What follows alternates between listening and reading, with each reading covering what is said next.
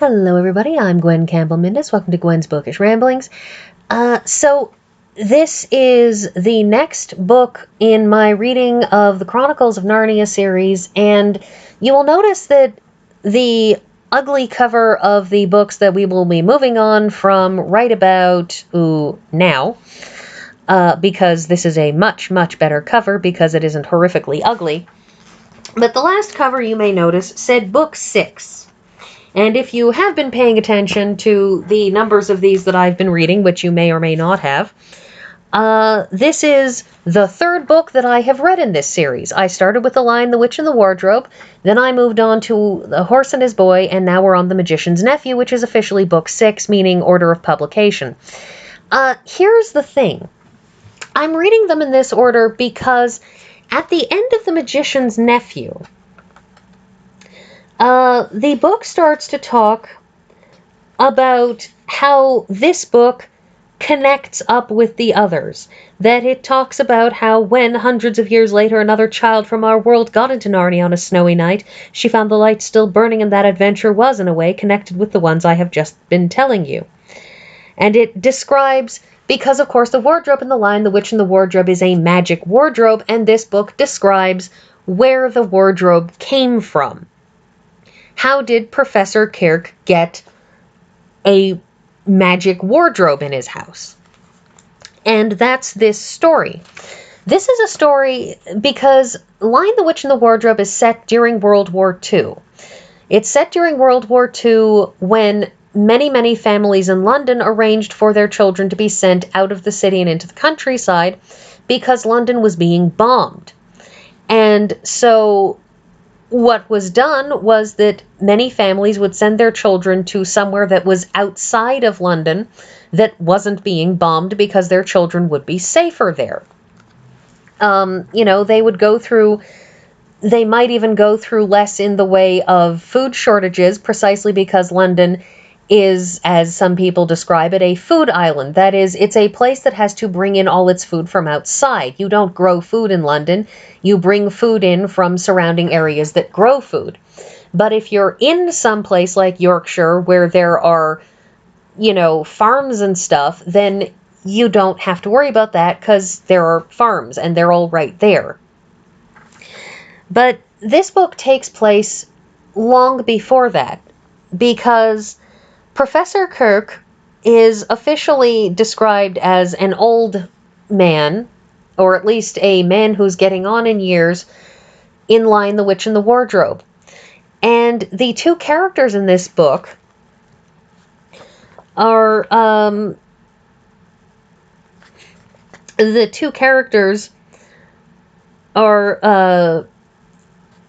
Digory Kirke, and Polly, who is Polly Plummer. And the thing is that, is it Ketterley? But the thing is that Digory is the professor, but it's the professor as a boy. This is the story of the professor's adventures as a boy when his uncle, Mr. Ketterley, decides to start fancying himself a magician, mostly because Mr. Ketterley the elder he had an aunt, a great aunt, a godmother who had magic, who was a witch of some sort, and who had left him a box with some dust in it, and she had told him, I need you to burn this box and do certain magical rituals with it. And of course, Digory's uncle,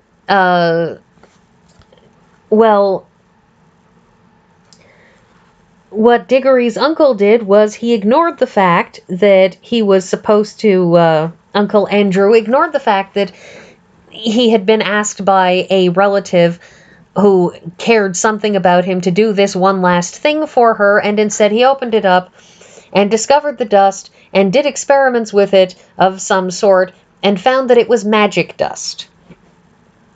And he used that magic dust to make some rings that would allow you to be transported to another world.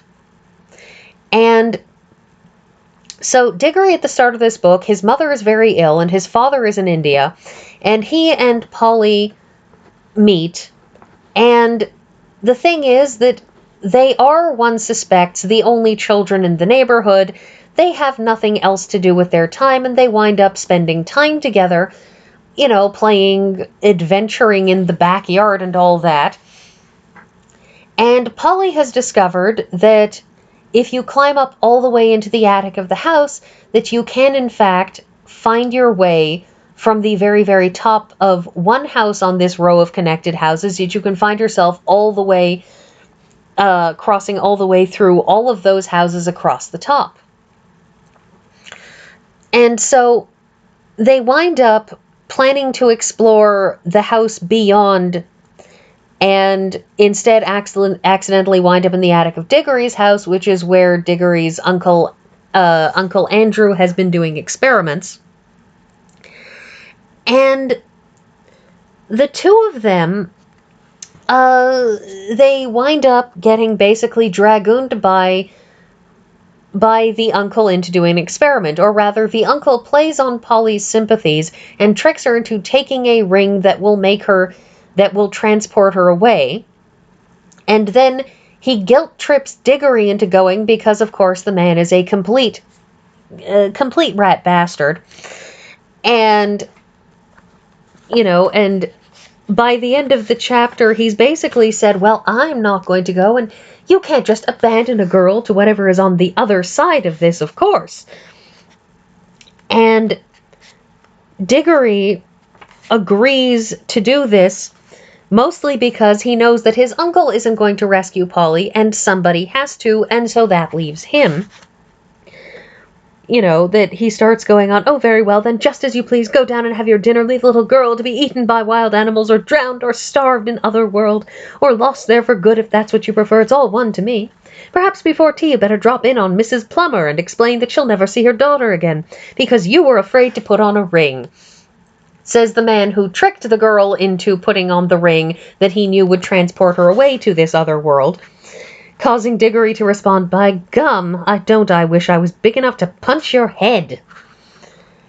And so then he goes on this adventure to fetch Polly. And so, as previously, you have these lovely illustrations that were done by Pauline Baynes in the original and are much worse in this particular edition. Because the Collier Books edition from 1970 is, you can read them, it's got all the text, and that's great, but the pictures aren't very good because, heavens forfend you use the good original pictures rather than an oversimplified junk pictures.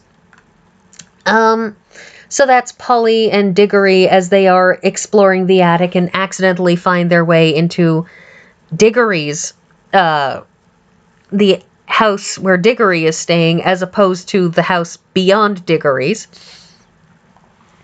And this is the other world that Polly, who you can barely see in the bottom on the right, just past Digory, who you can see front and center, they come out in what is basically a small wooded area that has trees stretching forever, and a whole bunch of little ponds.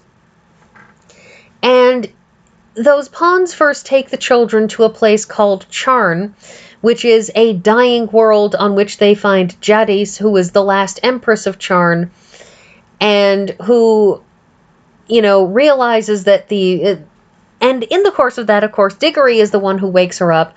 There is that lovely little stand which has a bell on it, and Digory, and it has a little rhyme that after a certain amount of work they're able to finally read because magic. And what it says is, make your choice, adventurous stranger, strike the bell and bide the danger, or wonder till it drives you mad what would have followed if you had. The thing is, of course, that Digory does a bit of putting on instead of, doing the sensible thing and not striking the bell. And Polly, who is frankly much more sensible than he is told him that. But, Digory strikes the bell and wakes up Jadis, who is basically a complete psychopath, who destroyed her world by using the magical equivalent of a nuclear bomb. And the children try to escape her, but she manages to follow them into the wood between the worlds. And then from the wood between the worlds, she manages to, even though it makes her ill to be there, she still manages to get a hold of Digory fast enough to follow them to London. And she bullies Uncle Andrew upon realizing that there is no great sorcerer waiting there, that there is just this guy who stumbled across some magic stuff by accident, and she plans to conquer the world. And she forces Andrew to take her places, and he is forced to ask his sister Letty, who we see pictured here, which I picked because I just really, really like this. It's a lovely thing. I mean, there's Letty, and she's mending that particular mattress, but it's just such a lovely picture with all these little details in it, and I love these illustrations so much, which is why I get so irate every time I look at the Collier edition, which has terrible, terrible illustrations, has fewer of them, and has much less detailed ones that just aren't as good. So, do the one published by Penguin Books that has the proper original illustrations. Don't do the one that was done by Collier with these horrible knockoffs. Anyway, I just look at that, all those little details. It's so nice and sketchy, but still detailed. Oh, anyway, so she insists on trying to take over the world, starting with London. And while she is she causes a lot of trouble. And Digory, she arrives and back standing on top of the hansom cab, driving it from the roof, which is an impressive feat. I have to wonder how the reins managed to stretch that far for her to be able to do that. And in the process, she's trying to take over the world, and people start to challenge her, and she tries to use magic on them, and then discovers that there is no magic in this world, or at least nothing really worth mentioning. But she's still strong enough to rip the bar off of a lamppost and hit people with it.